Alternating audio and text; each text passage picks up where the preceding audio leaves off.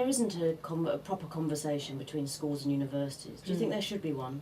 I would like that, yeah. I think there's a lot to learn from both sets of colleagues, really. I mean, you more lecture style and more sort of working in the smaller sort of seminars group. So we've perhaps got sort of, you know, sort of more teaching, different sort of teaching styles perhaps, just because of the nature of where we are and what we have to do, and perhaps some of our accommodations.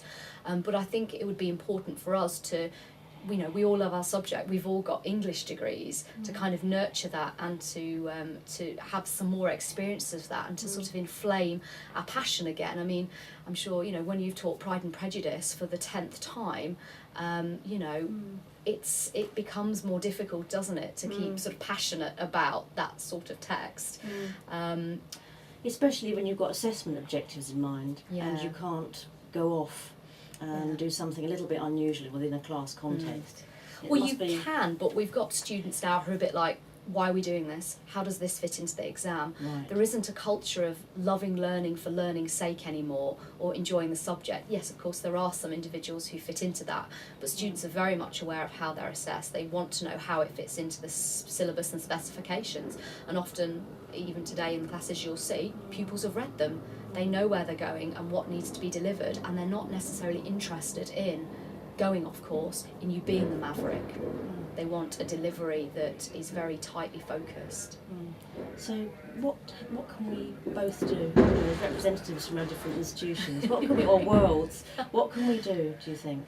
I think perhaps, dialogue, maybe some sort of shadowing in different places, as you're sort of coming here to do.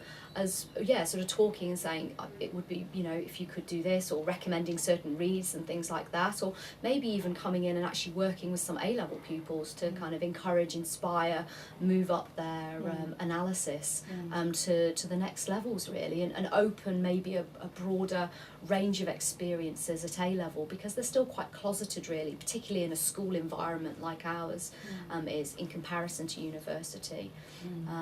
And then, I mean, thinking perhaps a bit more about, you know, active ways of you know, of getting pupils engaged with the lessons. I mean, I don't know whether, having been many years since university, whether it's still lecture style or seminar style, and whether that, if pupils are used to be taught in an active way, whether that's very different and they're not used to it either.